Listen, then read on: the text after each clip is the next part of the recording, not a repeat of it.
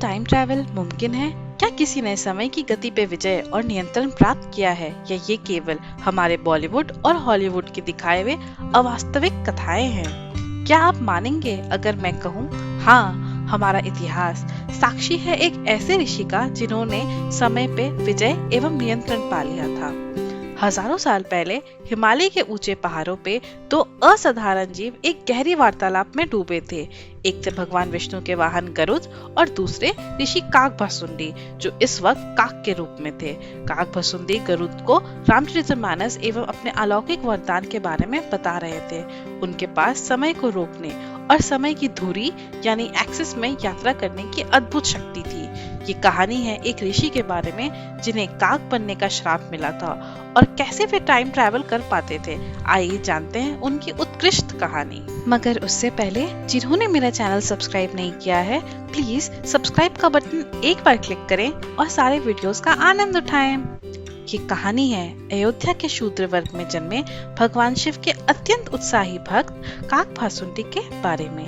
एक ऐसे शिव भक्त जिन्होंने विष्णु एवं वैष्णवों को हमेशा तिरस्कार में रखा।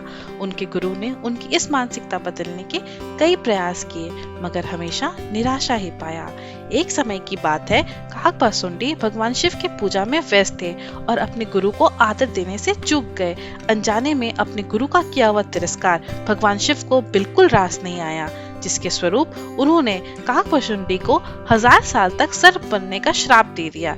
इस श्राप से गुरु का मन विचलित हो उठा और उन्होंने भगवान शिव से अपने शिष्य के लिए दया की विनती की।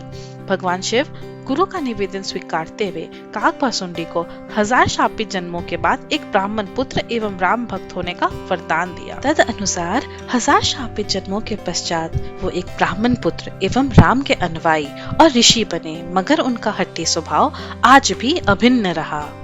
एक बार उन्होंने ऋषि लोमस को निर्गुण पूजा के गुणों के बारे में प्रवचन देते हुए सुना। स्वभाव अनुसार उन्होंने ब्राह्मणों की सुगन पूजा धारा की तुलना कर दी और ऋषि लोमस को उत्तेजित कर दिया। ऋषि लोमस ने क्रोध में आकर उसे काक बनने का श्राप दिया और ऐसे इनका नाम काकभसुंडी पड़ा। जब भगवान शिव को लोमस द्वारा दिए हुए श्राप का पता चला तो उन्होंने ऋषि से विनम्रता दिखाने का आवेदन किया। काकभसुंडी ने अपना श्राप अधीनता से स्वीकार कर लिया था। ये देखकर ऋषि लोमस का मन पिघल गया और उन्होंने काकभसुंडी को ब्रह्मांड के रहस्यों की शिक्षा दी। भगवान श्री राम में अटूट भक्ति के कारण उन्हें आगे चलकर समय को रोकने एवं समय की किसी भी क्षण में आ जाने का वरदान मिला। ऋषि ने गरुड़ को रामचरितमानस का वर्णन करते हुए बताया कि वो हर त्रेता युग में 5 वर्षों के लिए अयोध्या जाते हैं और भगवान श्री राम के बाल रूप को देखते हैं। इसी प्रकार उन्होंने समय में पीछे जाकर 11 बार रामायण और 16 बार महाभारत देखा है, जो कि हर बार अलग परिणाम दिखाता है। इसी तरह वे समय की गतिविधियों से आजाद होकर चिरंजीवी बन गए। वो अब कभी भी कहीं भी किसी भी कथा को समय में आगे जाकर या पीछे जाकर घटित होते हुए देख सकते हैं। माना जाता है कि समय के अंत तक वे इस धरती पे रहेंगे।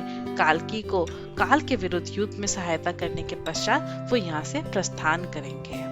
अब अगर आप अपने आसपास कोई भी काक देखें तो सोचिएगा जरूर, क्या वो कोई साधारण काक है या किसी महान चिरंजीवी ऋषि के होने की अनुभूति। ऐसी कहानियां सुनने के लिए सब्सक्राइब करें मेरा YouTube पेज तपंग टेल्स और फॉलो करें मुझे Instagram पे।